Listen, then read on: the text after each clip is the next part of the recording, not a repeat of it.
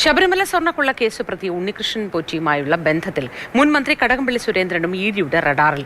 ഇരുവരും തമ്മിൽ സാമ്പത്തിക ഇടപാടുണ്ടോ എന്ന് പരിശോധിക്കും. സ്മാർട്ട് ക്രിയേഷൻസിൽ മറ്റു ക്ഷേത്രങ്ങളിലെ സ്വർണവും വേർതിരിച്ചു എന്ന വിവരത്തിനൊപ്പം പിടിച്ചെടുത്ത സ്വർണം എവിടെ നിന്നുള്ളത് എന്ന കാര്യത്തിലും ഇഡിയുടെ പരിശോധനയുണ്ട്. ശബരിമല സ്വർണ്ണക്കൊള്ളക്കേസിലെ മുഖ്യപ്രതി ഉണ്ണികൃഷ്ണൻ പോറ്റിയുമായി മുൻ മന്ത്രി കടകംപള്ളി സുരേന്ദ്രന് വൻ ബന്ധങ്ങളുണ്ടായിരുന്ന വിവരങ്ങളും അതുമായി ബന്ധപ്പെട്ട വാർത്തകളുമൊക്കെ പുറത്തേക്ക് വന്നിരുന്നു. താൻ ഉണ്ണികൃഷ്ണൻ പോറ്റിയുടെ വീട്ടിൽ പോയിരുന്നെന്ന് കടകംപള്ളിയും സ്ഥിരീകരിച്ചിരുന്നു. താൻ പലർക്കും ഉപഹാരങ്ങൾ നൽകിയതായി ഉണ്ണികൃഷ്ണൻ പോറ്റി SITക്ക് മൊഴി നൽകിയിട്ടുണ്ടെന്ന വിവരങ്ങളും പുറത്തേക്ക് വന്നിരുന്നു. ഈ സാഹചര്യത്തിലാണ് മുൻ മന്ത്രി കടകംപള്ളി സുരേന്ദ്രൻ കൂടി ഇഡിയുടെ റഡാറിലേക്ക് വന്നിരിക്കുന്നത്. പോറ്റിയുമായി ഏതെങ്കിലും തരത്തിലുള്ള സാമ്പത്തിക ഇടപാടുകൾ മുൻ മന്ത്രിക്ക് ഉണ്ടായിരുന്നോ എന്നതാണ് ഇഡി പ്രധാനമായും പരിശോധിക്കുക. ഈ കേസുമായി ബന്ധപ്പെട്ടുകൊണ്ട് പോറ്റിയുടെ വിശദമായിട്ടുള്ള സ്റ്റേറ്റ്മെന്റ് ഇഡിക്ക് രേഖപ്പെടുത്തണം. വിശദമായിട്ടുള്ള ചോദ്യം ചെയ്യൽ ആവശ്യമാണ്. അങ്ങനെ ചോദ്യം ചെയ്യുന്ന ഘട്ടത്തിൽ ഈ കടകംപള്ളിയുമായിട്ടുള്ള ബന്ധത്തിന്റെ ഭാവം കൂടി ഇഡി വിശദമായി തന്നെ പരിശോധിക്കും. തുടർ നടപടികളും സ്വീകരിക്കും. നേരത്തെ പത്മകുമാർ വ്യക്തമാക്കിയിരുന്നു തന്നെക്കാൾ മുൻപ് പോറ്റിയെ കടകംപള്ളിക്കും അതോടൊപ്പം തന്നെ തന്ത്രിക്കുമൊക്കെ അറിയാമായിരുന്നുവെന്ന്. അപ്പോൾ ഈ പോറ്റി സന്നിധാനത്ത് വലിയ സ്വാധീന ശക്തിയായി വന്നത് പലരുടെയും സഹായത്താലാണ്. അങ്ങനെ വന്നിട്ടാണ് തട്ടിപ്പിലൂടെ പണസമ്പാദനം നടത്തിയത്. അത് പ്രൊസീഡ്സ് ഓഫ് ക്രൈം ആണ് എൻഫോഴ്സ്മെന്റ് ഡയറക്ടറേറ്റിനെ സംബന്ധിച്ചിടത്തോളം. എന്നാൽ കള്ളപ്പണം എന്നർത്ഥം.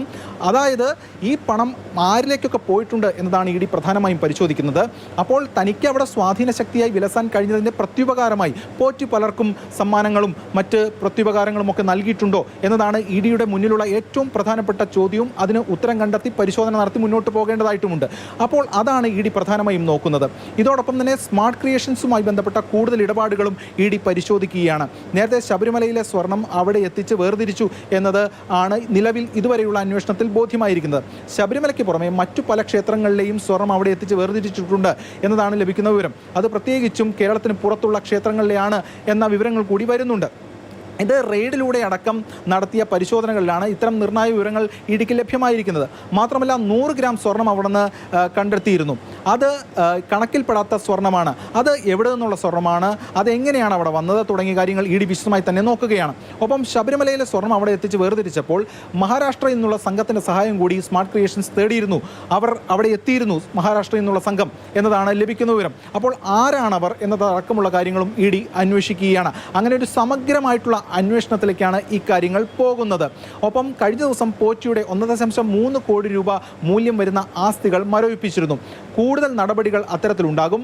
പത്മകുമാർ, വാസു ഉൾപ്പെടെയുള്ളവരുടെ ആസ്തികൾ കൂടി മരവിപ്പിക്കുന്നതടക്കമുള്ള നടപടിക്രമങ്ങളിലേക്കും വരും ദിവസങ്ങളിൽ ഇഡി പോകും എന്നതാണ് അറിയാൻ കഴിയുന്നത്. ക്യാമറമാൻ മനോജ് മാടശ്ശേരിക്കൊപ്പം S രാഗിൻ, മാതൃഭൂമി ന്യൂസ്, കൊച്ചി.